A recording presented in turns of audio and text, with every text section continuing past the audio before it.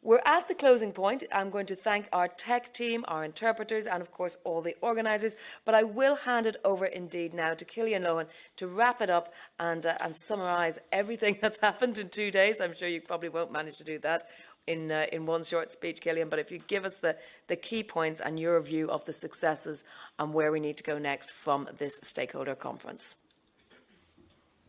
Thank you, Jennifer. I certainly won't do that, so let me lower the expectations before I begin.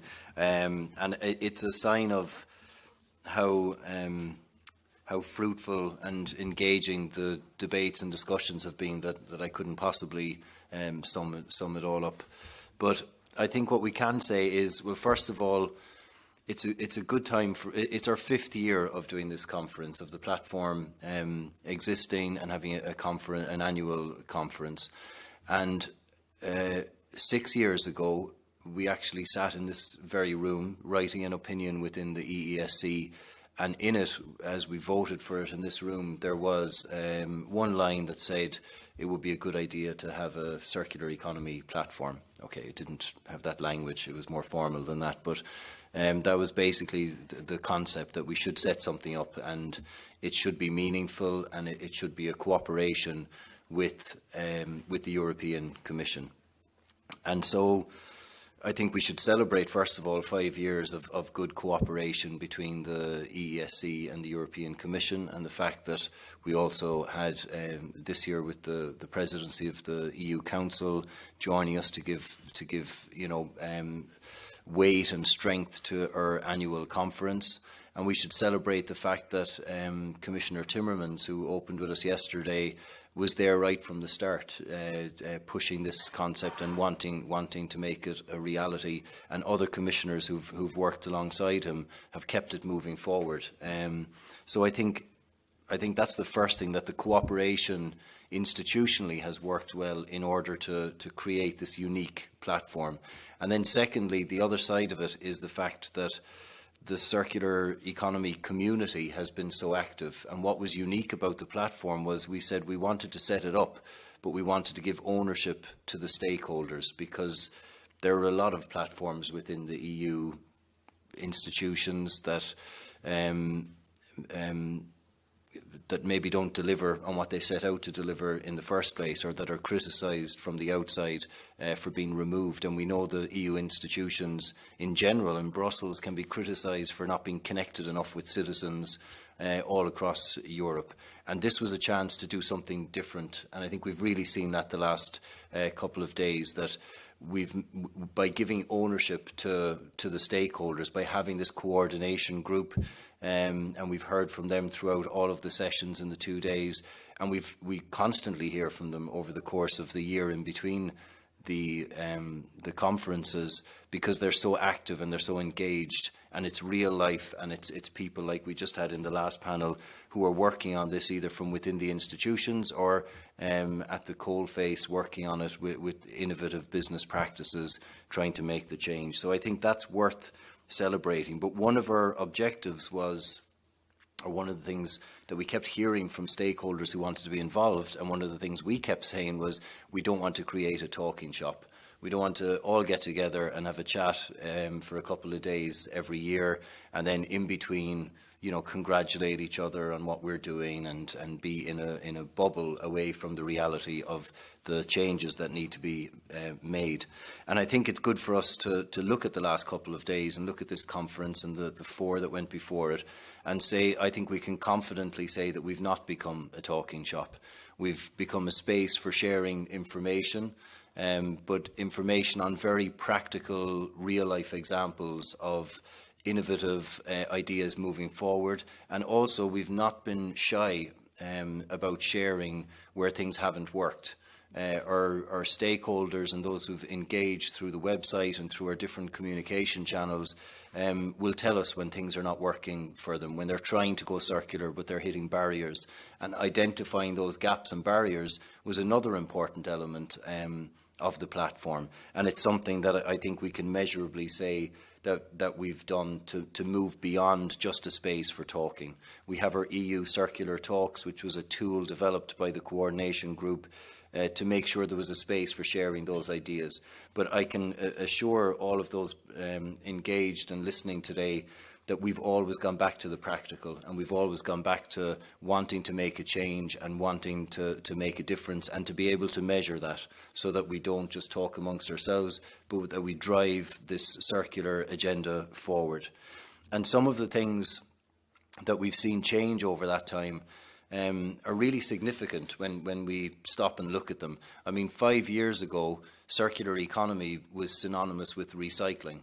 And when all of this started, I don't know how many times I went to recycling organisations who said, oh yes, we're circular economy and this is all about recycling. And slowly it's moved away from that, and we've moved much higher up the hierarchy now, and we are talking much more about reuse. We're talking much more about design, and we know that we've got new legislation coming in that space, and we know that eco-design is being broadened out beyond what it has been before. And these were all things we were looking for 5 years ago. So there again we can see we've gone beyond just talking about it, and us, through the platform, the stakeholders, and of course other groups as well, have pushed that agenda to make those practical changes. And we've also seen that we can still continue to push for more.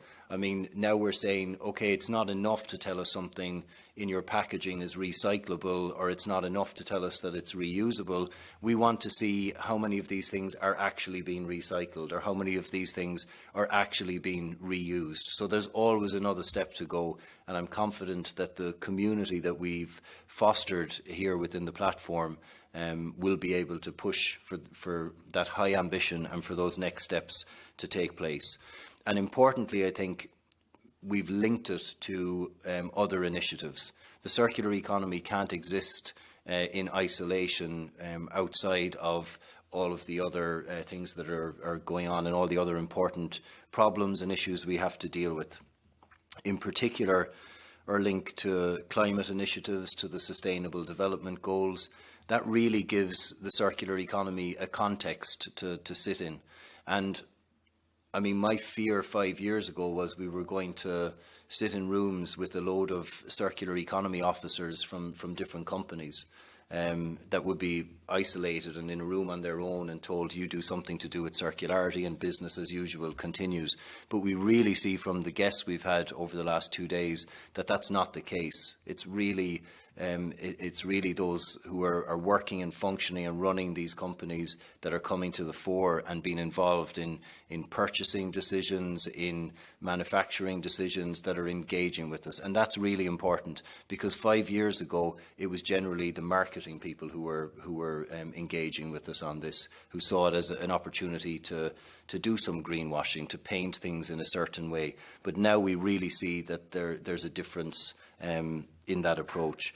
And by linking it to climate, I think it's very important that our whole economy needs to run on energy that is not linear. I mean, there's nothing more linear than fossil fuel as an energy source. And the drive towards renewable energy is a drive towards circular energy. And there's no point in having an economy that's working in products and services that are circular if the whole energy driving all of it is a linear energy source that's creating even greater problems. And we've linked as well to the funding. I think that's been an important thing to try and show the front runners where the funding is and where the supports are. The Commission have done great work in putting together initiatives and packages of funding to facilitate those who want to change and want to get ahead in this space and be the most competitive in this space. But it's not always easy to access that. The further away from Brussels you get, the more confusing it can be to find where the money is and to understand how to access that. But the platform can play a pivotal role in that, and does do in that information sharing manner. And I think importantly as well, the link to other initiatives, like in the investment sector, the new reporting obligations in terms of sustainable finance, the new EU taxonomy lists, the eco-labelling, all of this puts together, it puts an obligation on an increasingly large number of companies now to do reporting on sustainability that is at the same level as their financial reporting. because we know at the moment your financial reporting is very tightly audited. There's very strict procedures to follow, and it's very easy to measure how a company is performing financially. Increasingly now we're seeing a tightening up of how you report on your sustainability, and we're seeing values being knocked off companies who are looking for investment because their reporting on sustainability is not robust enough. And that's a very welcome, coming from a different angle and from a different DG, but nevertheless aligning climate and investment with circular economy. And circular economy is specifically mentioned as a sub-area that these companies can report on. So it's really tangible and it's really integrated.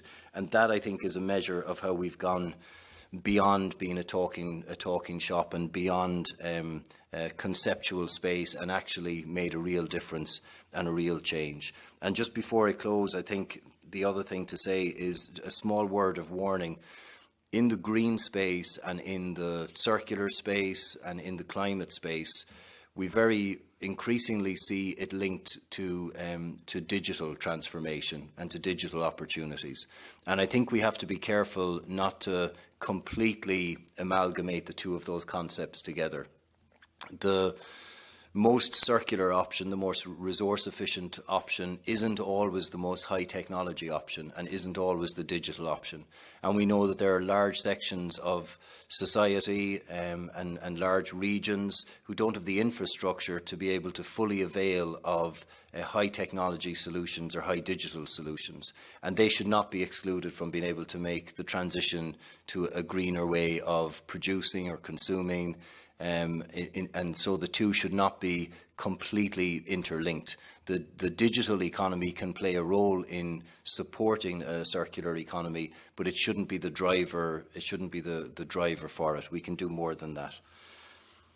And so, to close, then, I think it's important for us to thank all the participants and everybody who engaged us over the last few days, to thank the team here who've put a huge effort into making this work and develop the online interactions. I think it's been a fantastic success, and I'd like to thank Janine and all of the team for the work that they've done on that.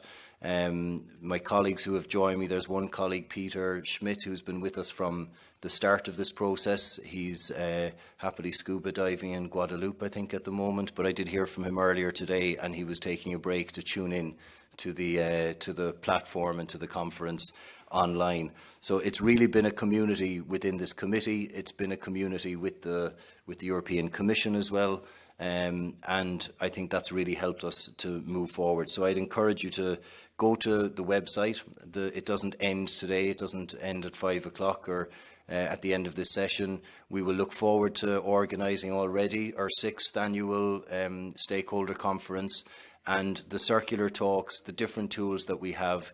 The website is there as a space to allow us all to interact and continue moving forward, celebrating the successes we've had, but continually pushing for the other tweaks and changes that we need to make to truly transform to a circular economy.